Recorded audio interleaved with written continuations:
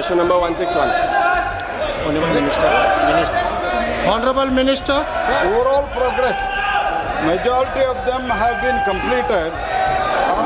Integration of approximately 24 gigawatt का renewable energy capacity integration के लिए हमने लगभग First ever quantum center was inaugurated or माननीय सभापति जी।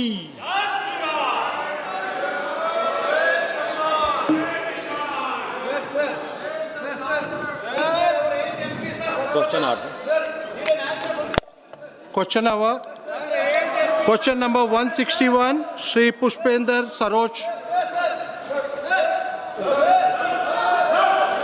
So question number 161. Honorable Minister. Sir, statement is laid on the table of the House, sir. So supplementary. Supplementary. Supplementary. तो 2020 में माननीय मंत्री जी द्वारा 1200 मेगावाट का Jalaun ultra mega solar park Uttar Pradesh में sanction किया गया था सर। उसके बावजूद माननीय मंत्रालय द्वारा जवाब में ये हुआ कि 5 वर्ष भी बीत गया लेकिन 4% फाइनेंशियल प्रोग्रेस है और 8% फिजिकल प्रोग्रेस है सर। मेरा क्वेश्चन ये है कि क्या सरकार इस परियोजना के बारे में बता सकती है कि ये 5 वर्ष बीतने के बाद भी क्यों सिर्फ 5% प्रोग्रेस ऑन ग्राउंड है? और सर पहला ये क्वेश्चन सर, उत्तर प्रदेश के जो भी हमने सोलर पार्क हमने दिया है उसमें तो progress, overall progress, majority of them have been completed. और उसके साथ ही साथ बाकी जो विषय है उसमें तो प्रोग्रेस अभी चल रहा है। और सोलर पार्क का बहुत इशू कई स्टेट में है, सिर्फ उत्तर प्रदेश में है क्योंकि मेजर इसमें लैंड इशू आता है। लगभग उत्तर प्रदेश का जो है, उत्तर प्रदेश का हमारा जितना हमने दिया है उसका प्रोग्रेस अभी लैंड एक्विजिशन के some are already completed, some are under the stage of implementation. Supplementary. Sir, green energy corridor के अंतर्गत उत्तर प्रदेश में बुंदेलखंड क्षेत्र के जलौन, ललितपुर, चित्रकूट जैसे जिलों में renewable energy substation, solar park आदि की स्वीकृति दी गई है। मैं इसी संदर्भ में पूछना चाहता हूं, क्या उसी से सटे हुए जिले कौशाम्बी जो मेरा संसदीय क्षेत्र है, क्या ऐसे ग्रीन एनर्जी कॉरिडोर को शामिल करने की सरकार के क्यों विचार है ताकि वहां भी सोलर पार्क और रिन्यूएबल एनर्जी परियोजनाएं विकसित हो सके?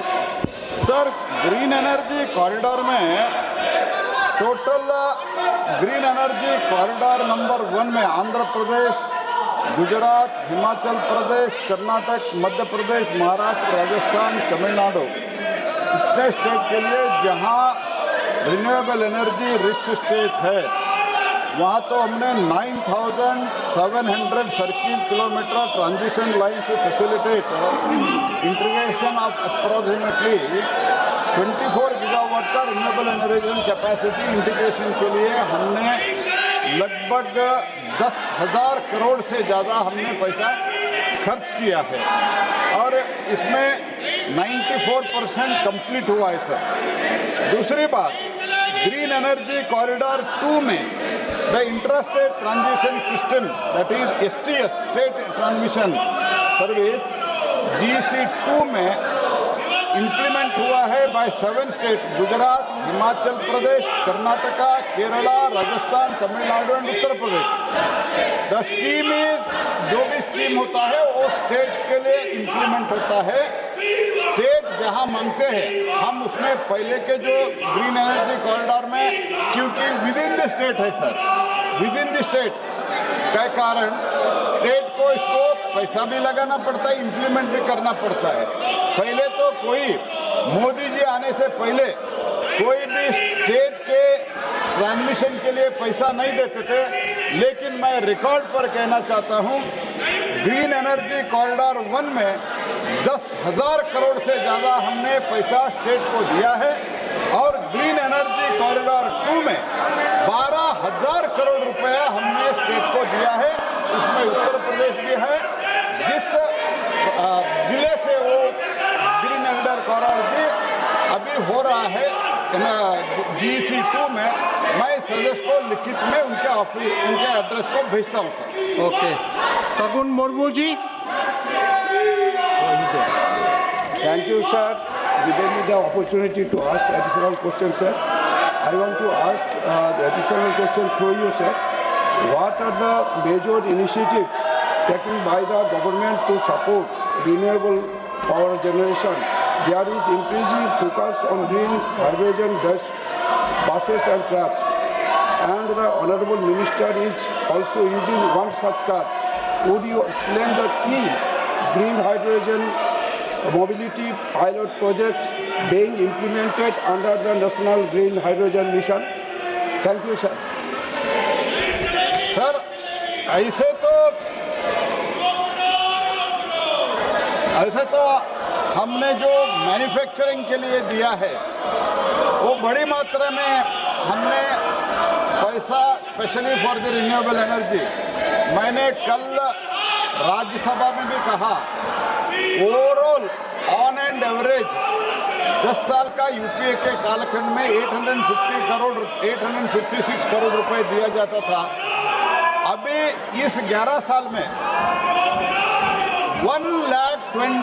अप्रोक्सीमेटली 1,27,000 करोड़ रुपए मोदी जी के नेतृत्व में हमको अलॉट हुआ है। हम खर्चा भी कर रहे हैं। तो हमने पीवी मॉड्यूल्स के लिए पहले तो उत्पादन 6 गीगावाट 7 गीगावाट से कम होता था। आज 144 गीगावाट उत्पादन देश में हो रहा है सर। हमारे पास सरप्लस है, we are in a position to export now.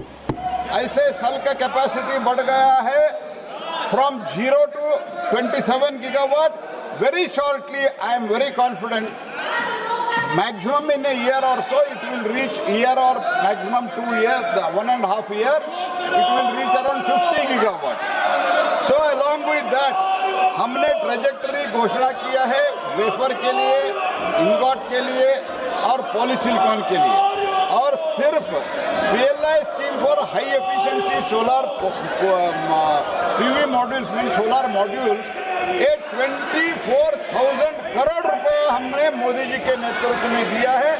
इसीलिए ओवरऑल हमारा इंडिजिनियस प्रोडक्शन जो है वो ज़्यादा हुआ है। और ग्रीन हाइड्रोजन मोबिलिटी के बारे में उन्होंने बात किया है। ये ठीक है कि मैं एक कार यूज़ कर रहा हूँ अभी ग्रीन हाइड्रोजन के आधार पर, जो चलता है हाइड्रोजन के आधार पर, वो उपयोग कर रहा हूँ। तो बहुत बढ़िया कार है। दुनिया में 28,000 कार ऐसे सेल हुआ है। भारत में हमने एक सैंपल अभी शुरू किया है, वो टेस्टिंग के लिए और रिसर्च के लिए हमको दिया गया है। हमारा जो इंस्टीट्यूट्स है वो इंस्टीट्यूट इसका ओवरऑल स्टडी कर रहे हैं। और ग्रीन हाइड्रोजन की फोकस एरिया हमारा नेशनल ग्रीन हाइड्रोजन मिशन का, ये तो मोबिलिटी है, ये भी एक की एरिया है। उसके लिए पायलट प्रोजेक्ट के लिए ओवरऑल ग्रीन हाइड्रोजन में नियरली अबाउट 19,000 करोड़ रुपए हमने दिया है। उसमें 496 करोड़ एक ग्रीन एनर्जी मोबिलिटी के लिए हमने दिया है। उसमें तो we have sanctioned pilot projects of 37 hydrogen vehicles. उसमें 10 बस है, 27 ट्रक्स है, along with 9 hydrogen refueling stations. 15 vehicles are fuel cell based and 27 are hydrogen ICE based, enabling the comparative testing both technologies under Indian operating system sir. Overall इसमें progress बहुत अच्छा हो रहा है sir. In green hydrogen and green hydrogen mobility Bharat में जो काम हो रहा है मोदी जी के नेतृत्व में, ये बहुत तेजी से काम बढ़ रहा है। दुनिया के लोग भारत में, जब मैं दावोस गया था, बहुत देशों के बहुत मल्टीलैटरल इन्वेस्टर्स जो है, बैंकर जो है, fund Institute was inaugurated or